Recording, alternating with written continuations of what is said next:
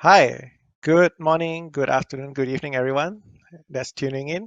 Thank you, Esports Integrated and Ministry of Youth and Sports Malaysia, for inviting us to share about esports.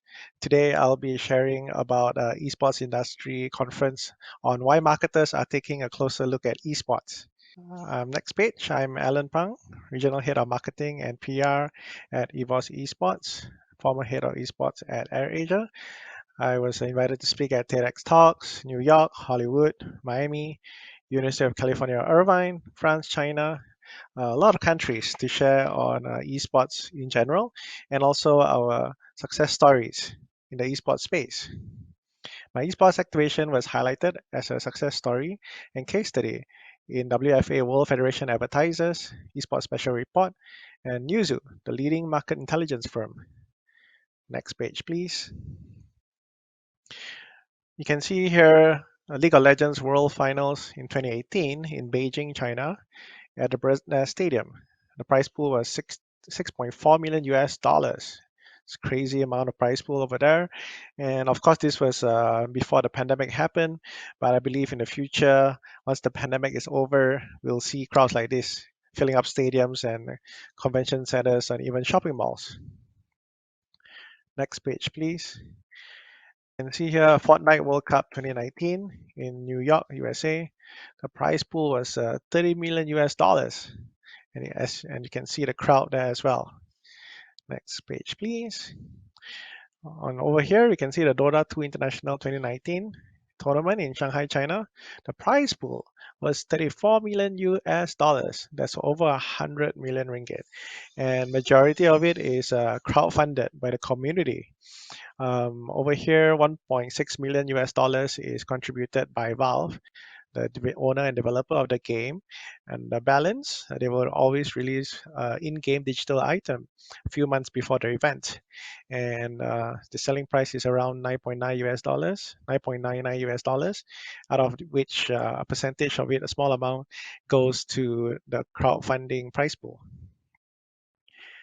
Next page, please. You see M1 Mobile Legends World Championship 2019 in Kuala Lumpur, Malaysia, in Axiata Arena. Prize pool was 250,000 US dollars. We have teams from all over the world participating. You have Malaysian teams, Singapore, Indonesia, etc. And over here, the team that I represent, EVOS Esports, our Indonesian Mobile Legends team won champions during that time.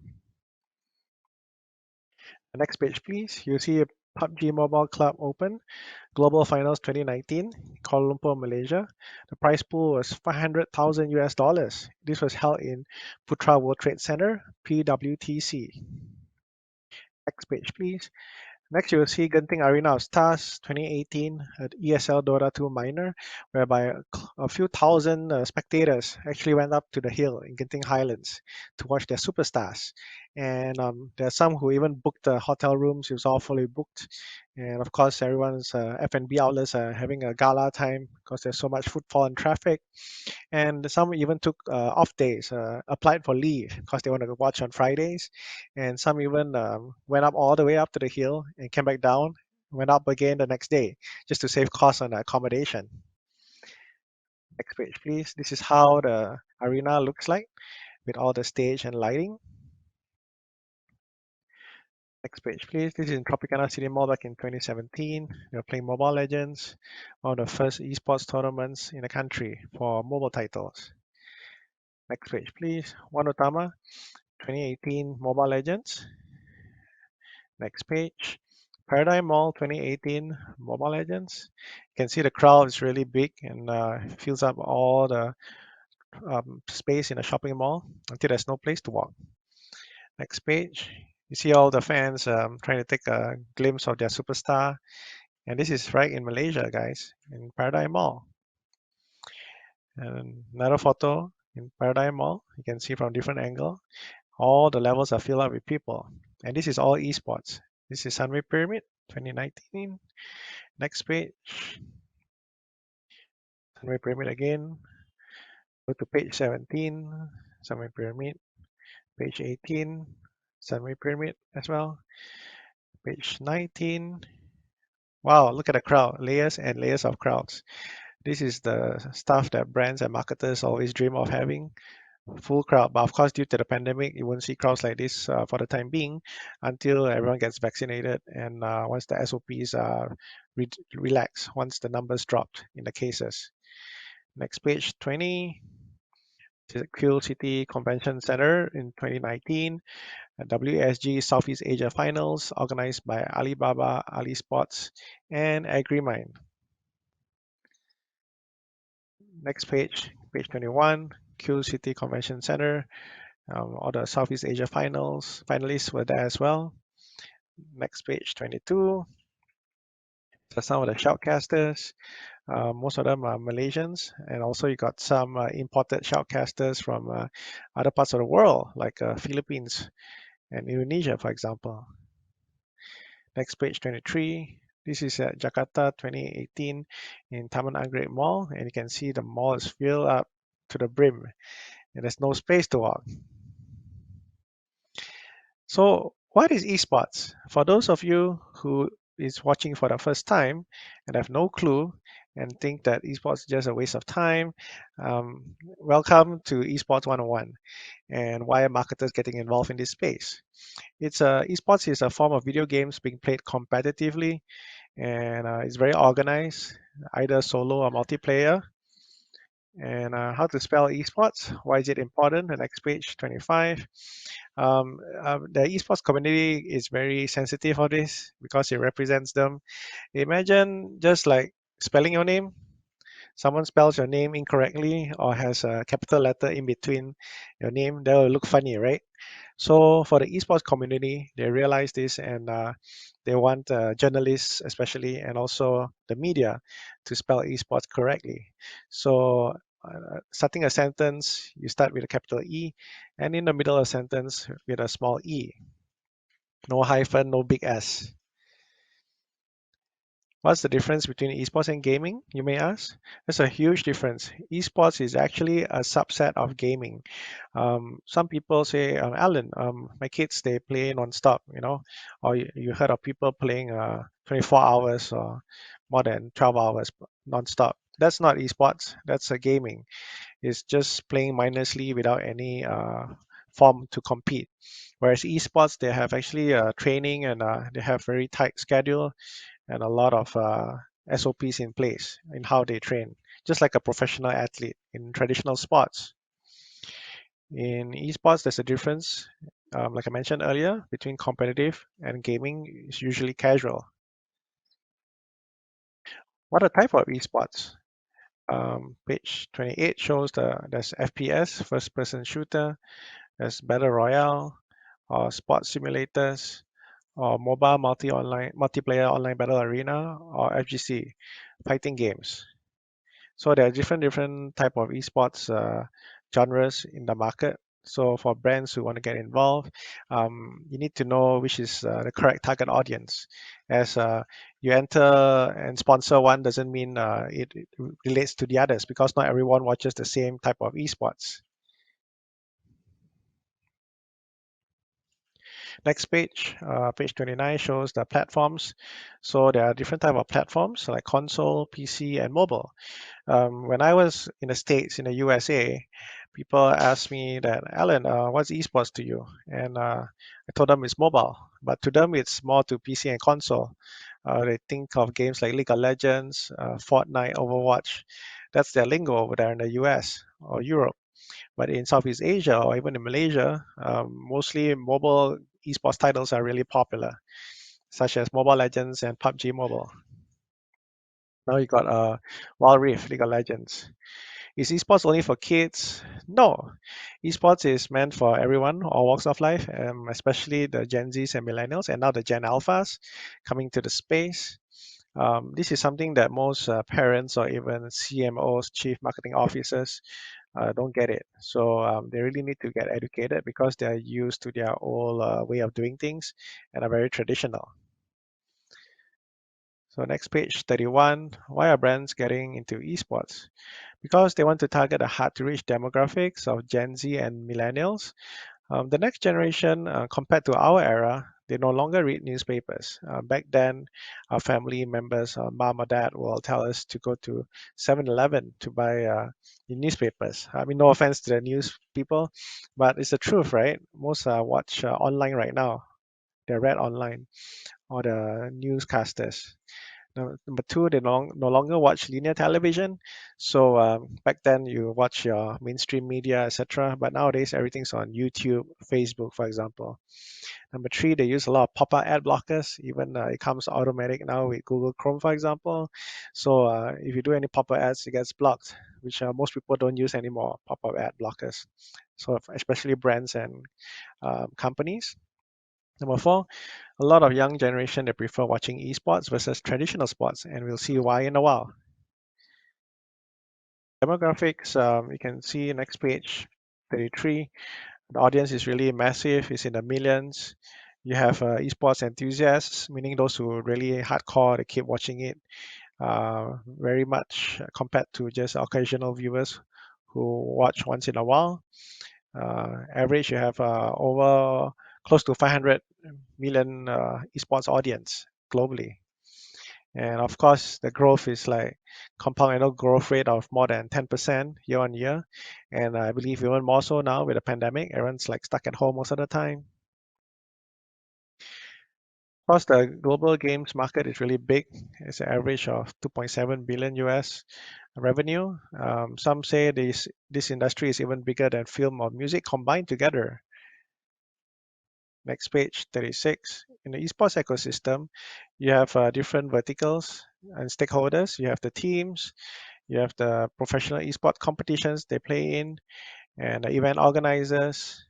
And most of the games are owned, all of the games are owned by the game publisher.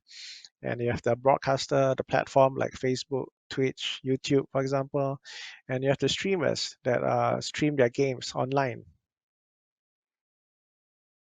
Next page, 37. Which brands are involved in esports? Over here, we can see like some of the famous popular brands some of you might heard of, and they're really popular in the space. Even more brands will be coming in this year, I believe, with a lot of brands shifting their budgets from offline to online, simply because of all the cancellation of offline events, not just in Malaysia, but globally as well. Why some brands are more open to esports than others? Yeah, well, depends on the person in charge when who's signing off on the budgets, marketing budgets, for example. So the more senior person might not understand esports, and when the person doesn't understand, they are too scared to commit. Same like the person, senior person who knows about tennis or football, for example, they will be more keen to sponsor things that they are comfortable with and have visibility. Whereby for esports, they think it's just a kids play, child's play, and there's no potential ROI in that sense, or they don't see the value in connecting with the next generation from an esports point of view. So for the more younger person in charge, I would say they will have some sort of exposure either through their kids, nieces, nephews, or even themselves if they're a gamer. So it actually helps if you have a gamer in a company that can help educate internally. Next page, 39. You can see even like BMW, they've shifted their marketing budgets to esports. They realize the potential, and they don't consider it as a sponsorship move. They consider it more like a marketing move because they want to target the next generation of potential BMW owners per se. And why marketing channel is because let's say, for example, BMW has 1 million social media followers on their Facebook, for example. And when they engage with all these KOLs, influencers, and esports teams, they have a massive following, right? Let's say 20, 30 million.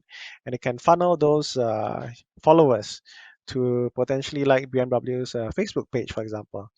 They also understand the customer lifetime value, means it costs less to be associated with esports right now than later.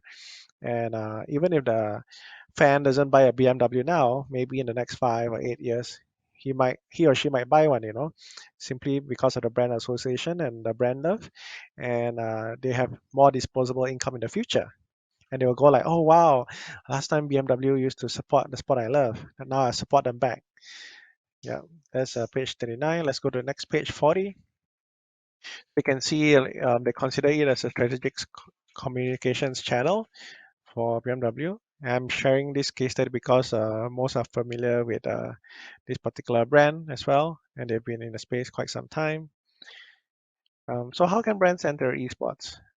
Even the marketeer or even the brand manager tuning in, there's a few ways. Well, the first one is like through esports teams, which I did share a while ago, or esports tournaments or leagues, or esports personalities or influencers, or esports experiential activations.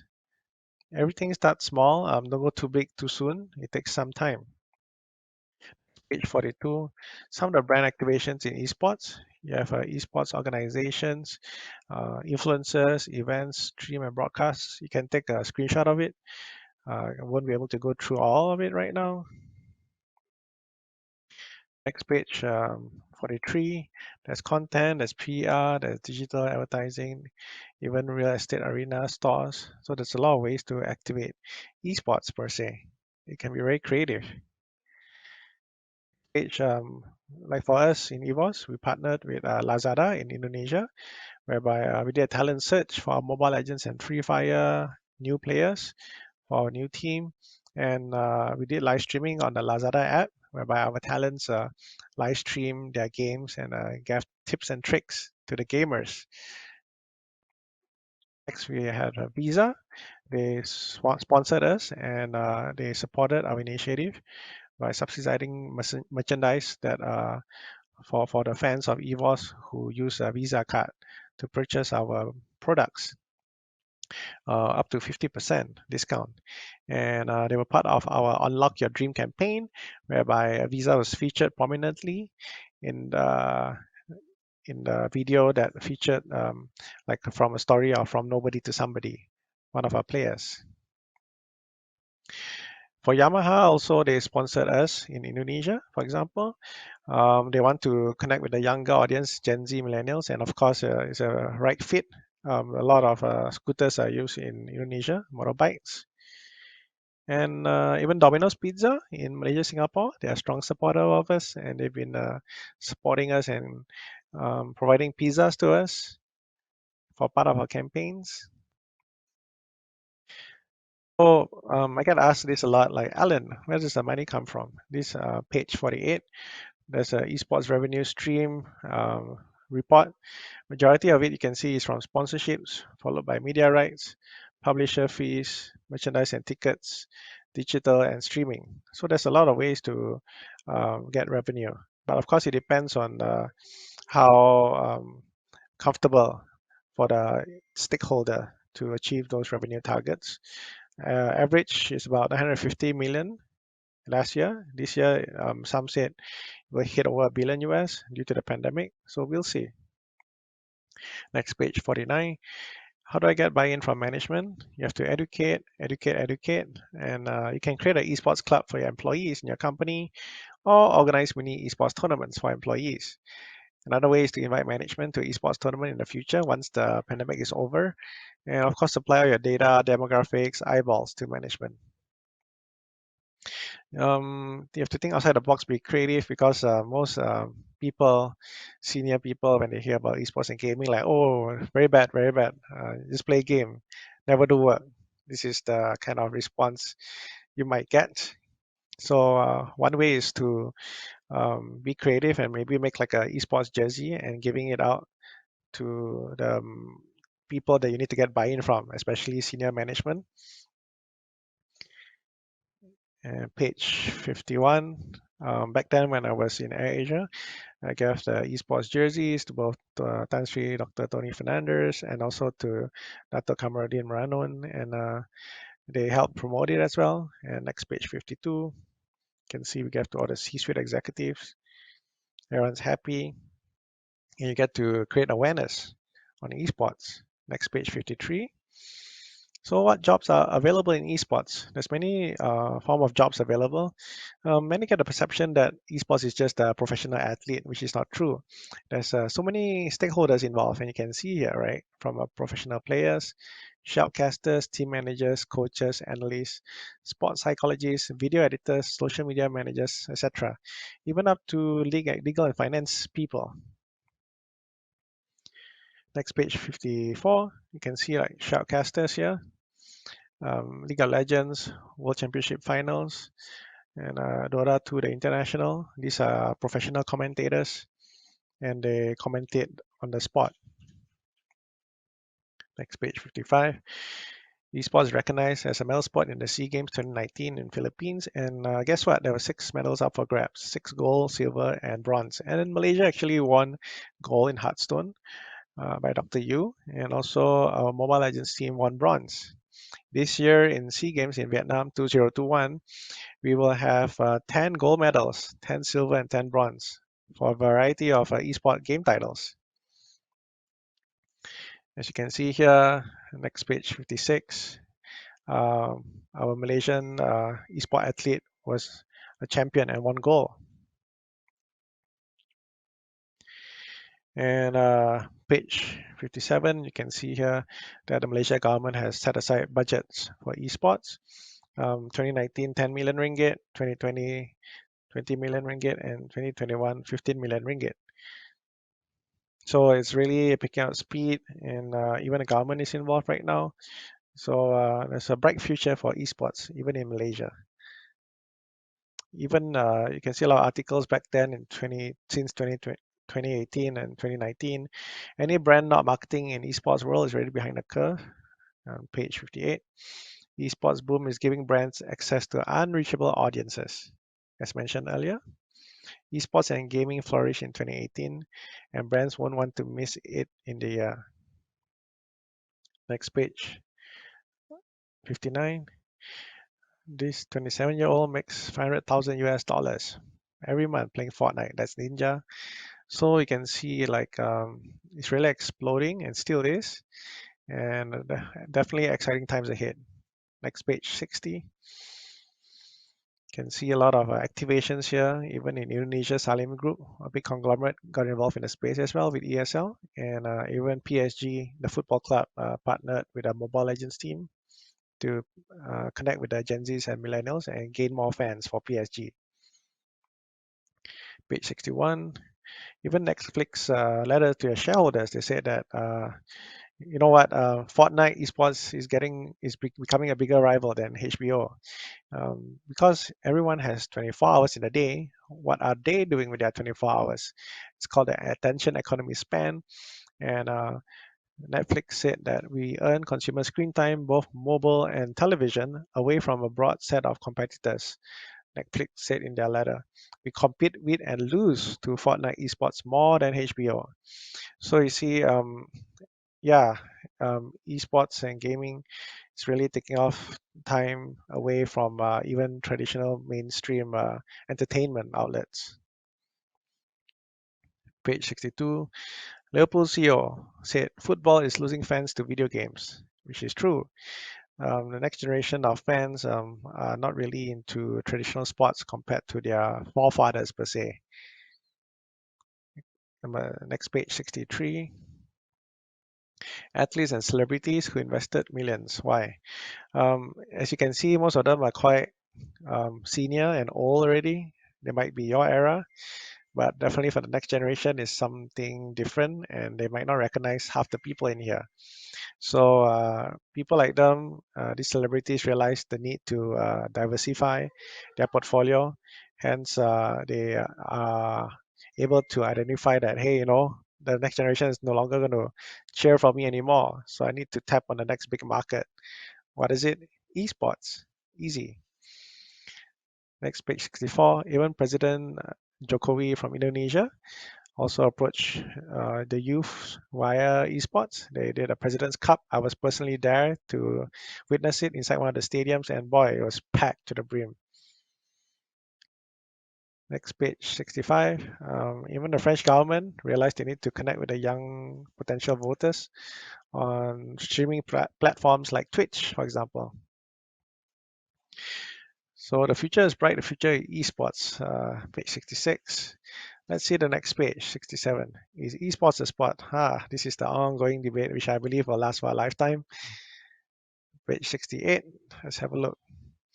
Um, Back then, the IOC, International Olympic Committee, which runs the Olympics, they realized that the average age of audience watching Olympics has increased and is around 55 years old and above. So every Olympic cycle is 4 years. They realized the majority audience is getting older and older. They need to do something, and they realize where's all the young generation going to? Esports, gaming. So they realized they need to capture the market share over there and find ways to engage the younger generation. And over here, you can see the IOC president, Thomas Bach, with esports elite athletes and celebrities. Over here, you can see that they did a conference back in 2018, invited all the esports leaders to Lausanne in Switzerland for a big conference meeting to understand about esports. 70, you can see the esports forum. They did a forum you can watch on YouTube as well. Page 71. It's kind of long over here, but you got time to go to YouTube, search for these videos. Some of it is up to 8 hours. Yeah, but it's interesting to hear what they have to say. Because traditionally Olympics is known to be very, I would say, traditional and conservative. Now they are more open to esports and got some news to share. We just came out in the news yesterday, and this is a pre-recorded session, so you get to see it later. So they invited a lot of participants over and to discuss about Olympics. There are no plans to make esports into the Olympics, summer or winter Olympics yet, but a lot of exploration that went on. And page 74, you can see here, they talk about it as well. Page 75. Um, so recently, the news was that IOC makes biggest esports statement yet with launch of Olympic Virtual Series, whereby the International Olympic Committee launched their own version of virtual esports, if I may say. They have titles like baseball, cycling, rowing, sailing, and even motorsports. It's very interesting, and we look forward to the developments as well. They call it Olympic Virtual Series. Page 76, you can see like the ultimate virtual battle for World Championship glory for e-sailing. So what the Olympics is trying to do is, it's not like back when people debated and said that, oh, we should have esport titles like League of Legends or Overwatch or Counter-Strike in the Olympics, because Olympics don't own the IP, intellectual property. So they partnered with other developers and created their own games and partnered with the current sports associations to activate these esport titles. And next page 77, you can see how it's been activated. And page 78, you can see that they're getting very active in the space. All these you can Google online as well. Just giving a rough, brief overview. Page 79, even cycling. So someone will ask, like, Alan, how does cycling and esports come together? So basically, they use like the Zwift machine, that's ZWIFT, and they cycle on the spot, and there's like a screen that you can see, right? And it's virtual and looks like you're cycling somewhere in France, for example, or even in Malaysia, and they can clock the time. So this is how they plan to do for the esports version of cycling, e-cycling they call it, by the UCI. And next page 80, you can see that they are very invested into it, having their own esports world championship for cycling. Page 81, they've been doing up esports competitions for traditional sports.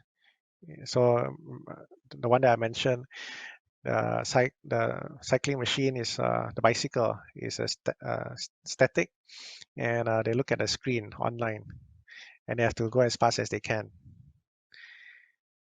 Next page, 82, you can see even the F1 is getting involved in esports, and they kind of hit the sweet spot as well during the pandemic when all the F1 matches were postponed or cancelled, and they have to pivot, and they managed to pivot online. as you can see on page 82. Next, page 83, F1 again. And you can do it globally, and it's easier to scale it. It's not like a traditional F1 motorsport. You need to fly in all the cars and all the logistics, which is crazy. This one you can scale across internationally.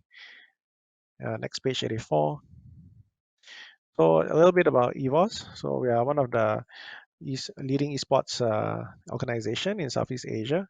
We manage more than 10 esports teams, close to 15, and we have 350 million views across the group, across our social media channels, and we hit 1,000 over views quarter over quarter on TikTok, for example. We've raised 16.4 million to date in Series A and B funding.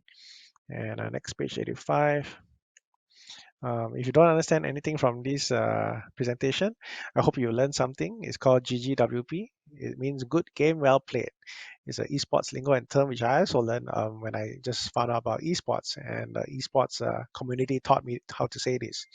It means it's a good game and well played, and usually people type this after a match. So in the esports world, they have a lot of lingos, even like GLHF, good luck, have fun. So they like to type all these short forms, just like our time, we type BRB, be right back, or BTW, by the way. Yeah, so some word of advice for brands or companies that want to invest into esports: get to know the community, talk to a lot of them, a lot of people on ground, not just refer to a proposal on paper, because there's a lot of nuances involved in the space, and it's good to understand a thing or two. With that, page 86. If you want to connect with me, please feel free to reach out to me on LinkedIn, Twitter, email, or even WeChat. So thank you once again to ESI, Esports Integrated, and KBS, Ministry of Youth and Sports Malaysia, for the session. Thank you.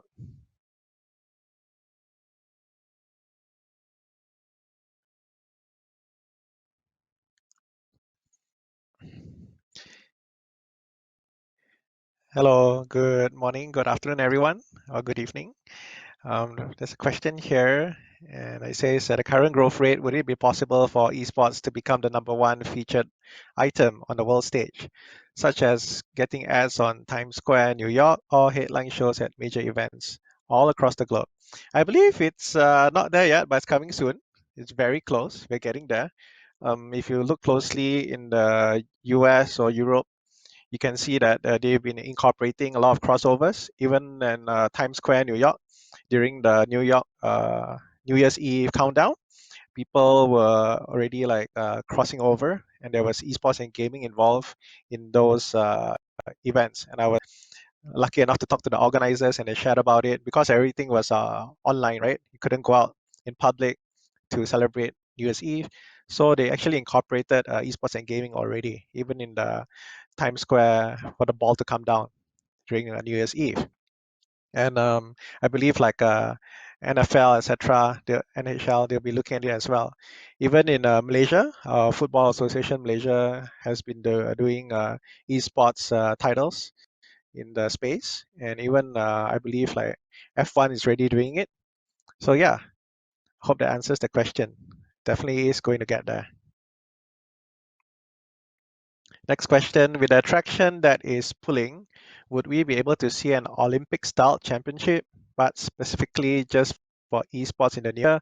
Actually, we have. I'm just going to share a bit, which I just shared earlier, but I'll share again.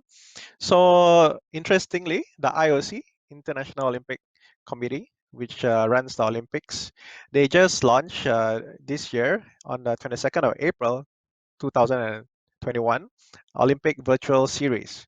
So they will partner with 5 international sports federations and game publishers to produce 5 game titles. It's baseball, there's cycling, there's rowing, sailing, and even Gran Turismo. Interesting, right? They partner with the respective federations like the FIA for their Gran Turismo and such. So we see them doing that. Like I shared earlier, I'll share a bit more in depth. If you do your research online, you will see that average age of Olympic viewer is around the age of 55 years old and above. So Olympics realized that, okay, Houston, we have a problem. Because imagine the sponsors getting concerned, right? Hey guys, your average age is getting higher each year, what are you guys doing about it? So I believe Olympics realized that, and that's why they created their own vertical for esports or sports simulation per se, in order to capture the market share in this upcoming trend. So hope that answers the question. Next question. Apart from the usual crop of FPS, battle royales, MOBAs, and driving games, what other games currently do you see as a potential big hit? Well, personally, I've seen my friends and the world experiencing trending games, but they come and go. They're not so sticky like Dota, League of Legends, or Mobile Legends, or PUBG Mobile per se. It's hard to say. At one point last year, you've seen and heard games like Animal Crossing. Some of you might have played it, and Nintendo was selling their Switch like mad, and you got games like Among Us, Imposter, and all that. People are playing it. It was trending. It was blowing up, right, all over Twitch, Facebook, YouTube. But kind of died down right now, and now people kind of like go back to their normal day-to-day games like PUBG Mobile and Mobile Legends in Malaysia, for example, and even like other countries like Free Fire, or even like Arena of Valor, or upcoming like Wild Rift, League of Legends. So it's interesting. It's hard to predict, but definitely there will be the hardcore titles that will be sticky and stick to the hearts and minds of the millennials and Gen Z and even Gen Alphas. Hope that answers that question. Any other questions? Okay. This last question here. A lot of brands are slowly picking up marketing or working with esports. It's very niche now. What do you think will help pick up the pace in getting brands to hop on the marketing with esports? This is my personal advice for those of you who are approaching brands. It's not about straight away getting the marketing dollars per se. You need to do a lot of education. I believe we are still in the educating process. When I went to the US and shared with people the activation I did with AirAsia back then, my previous company, they were like, "Oh, Alan, you guys are fast." I'm like, "What do you mean?" They said usually for a non-endemic brand, the non-IT brand, it takes 2 years. I'm like, "Huh? 2 years?" Yeah. Usually it's 1 year for education. They need to go and do their market research, prepare their documents, etc. And another year for budget approvals. We're talking these big companies. You don't just go in, do a meeting and get it done on the spot. There's like a process involved. It can take up to 1 to 3